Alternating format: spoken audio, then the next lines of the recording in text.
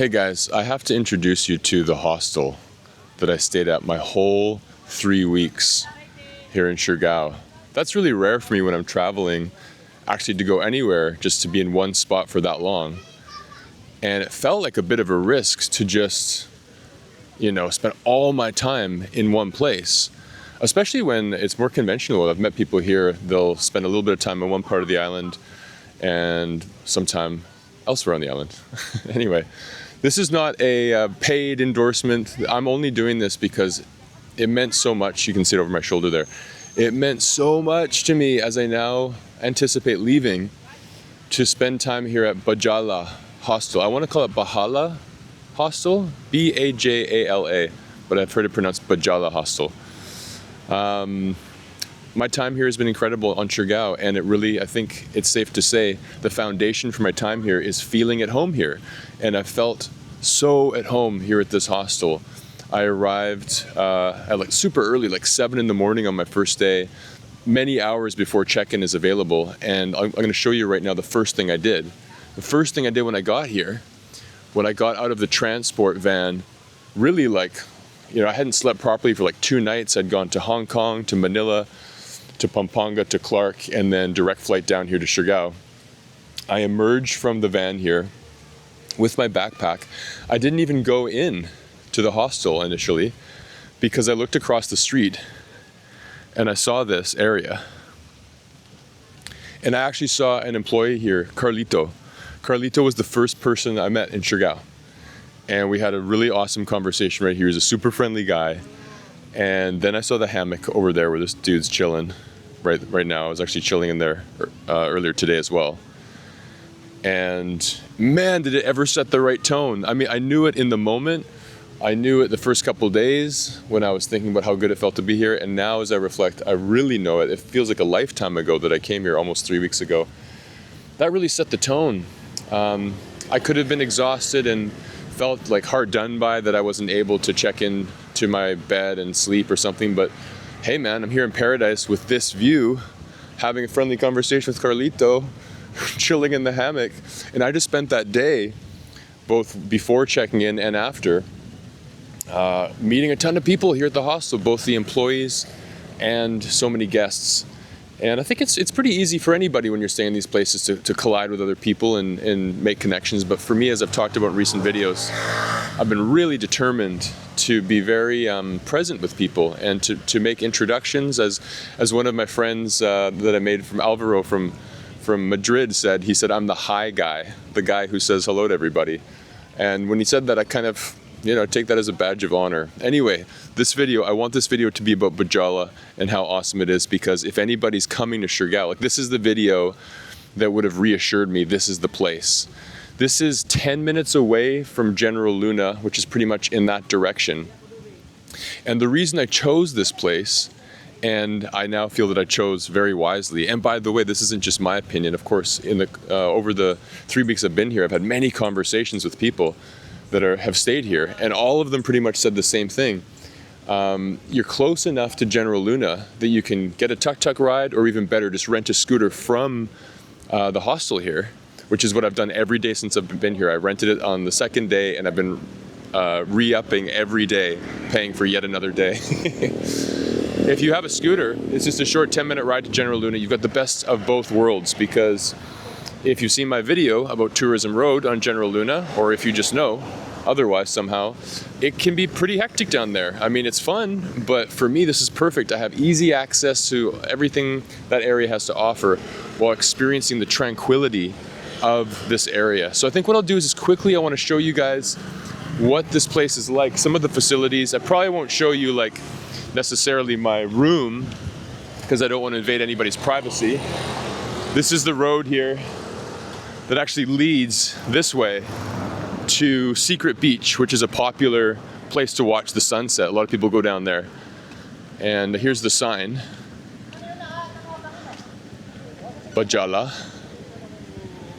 Man, just now as I think about what I want to say in this video, I have so many memories in the last 3 weeks of people I've chatted with and friendships that I've made.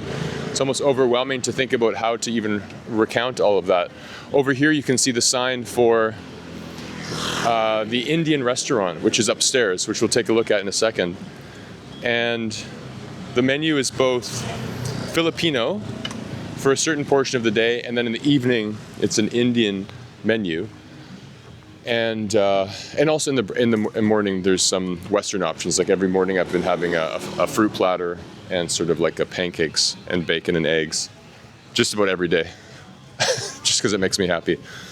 So in here, there's washrooms in there, there's a reception area, and then you go up these stairs on either side to go check out the restaurant area. So every day I've been up here for breakfast, and oftentimes coming up as well for dinner in the evenings if I'm around. And in the evenings, every day from 5:30 to 7, you get a complimentary drink, which is a cool way to encourage people to be social and to say hello to each other and check it out. From up here, you get this amazing view as well. Everything's open. It's a nice breeze always coming through here. The staff are amazing, by the way. I don't want to invade their privacy right now by talking to them when they're working, and I'm not sure if they would necessarily want to be interviewed on camera, so that's the only reason I'm not chatting with them right now. But I've met so many of the staff here and made friendships with several of the people that work here as well. And yeah, what can I say? Between the location, the price, the cleanliness, like every day they clean the rooms. I mean, I've stayed in hostels around the world. I've stayed in some good ones on this trip, actually. I stayed at a great one in Taipei and a pretty good one in Tokyo as well. Everything that you kind of want from a hostel in terms of value for the money, cleanliness, sense of peace, so it's not too crazy. This is not a party hostel. Great place to meet people, but it's not like a full-blown party situation, so you can actually sleep well. There's bunks where you have your own curtain to have some privacy. And I know this sounds like an infomercial, but once again, to emphasize, I've never done a video like this before, but as I now anticipate leaving, I realize I really want to like make a video that's an homage to this place, which now feels like a home for me in Siargao. I gotta make sure when I go down the stairs I do this carefully, because I usually have my hands available to hold the guardrails. But really, I can't emphasize that enough.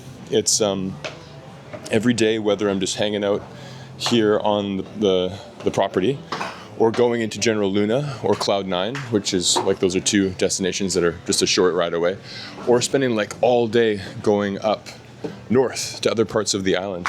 Every day I return here on my scooter and feel at home, you know? I'll go upstairs, have a drink, have some dinner, say hello to my friends, ask them what they got up to that day. As you can see, this awesome pool, which I've yet to actually jump into. I think I should probably do that before I leave. I've been having too much fun doing other things, but I've seen other people use it. And I've tested the water with my toe. It's a nice temperature. And you can see all these little like miniature, I don't know what you call them, like little houses. Some of them are like mine here has 6 beds in it. So 3 sort of bunk bed style beds. And then there's also suites that are private suites that you pay extra for. In here, there is a computer room and also a kitchen as well. And the Wi-Fi, I believe, is Starlink. It can be a little bit patchy sometimes because we are on an island and there are some limitations, but basically, like for example, with uploading these videos, that's something I've been able to do without too much issue, which again, you have to remember you're on an island and you don't have the same comforts of being in a big city. But if I'm able to upload YouTube videos here pretty much reliably, then you know, most of your basic internet needs will be met. They also provide a water bottle, and they've got water coolers everywhere. So, you know, when I travel, staying hydrated is super important. And usually what I'm doing, almost everywhere what I'm doing, is constantly buying like single-use plastic bottles from 7-Eleven. Or God knows how many of those bottles of water I've been buying and drinking throughout the course of the last 3 months going around Asia. And this is the first time I've actually been provided with a water bottle that I could just continuously keep refilling. So that's just an example of them thinking about the guest experience and also the environmental implications and addressing that. So yeah, I wasn't sure whether or not to do this video because I don't want it to come across like an infomercial for Bajala, but at the end of the day I realized this has been your home here. You are very lucky to have found this home. If I had not been, I don't even remember how I found this place. If I hadn't found it in the first place, I might have stayed in an Airbnb in General Luna, for example. Probably would have isolated myself by staying in my own place. That would have been a mistake. It would have been too crazy down there. And aside from like the craziness of all the traffic and everything else, like look where I am. Like in recent days, I haven't spent too much time down here because I've been touring around the island mostly. But whether it be like at the start of your day, like right now it's early afternoon, and you may be having breakfast, you can bring it down here, or just you need to chill out and can hang in one of these hammocks over here, or coming home later in the day to have dinner, or even just to like reflect down here. It's been incredible the last few nights watching the moonlight shine down on the ocean here. Man, I'm gushing, but I'm gushing with good reason. I guess maybe I'm just thinking about what it's going to be like to leave, and I think that for all the travel I've done so far this year, I'm just over 3 months in. It's early April as I shoot this video. I think there's a good chance tomorrow, leaving Siargao, leaving Bajala, and my friends here, both other guests as well as the staff, I think it's the first time I'm going to feel a little bit sad, you know?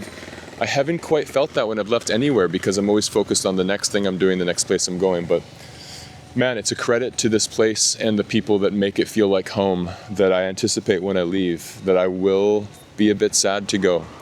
And that's because it's not just a hostel, it's not just a place where I'm crashing. It actually is giving me a sense of peace and presence and a sense of being included and just made to feel like I'm home. As some Filipinos have said to me here in Siargao, welcome home.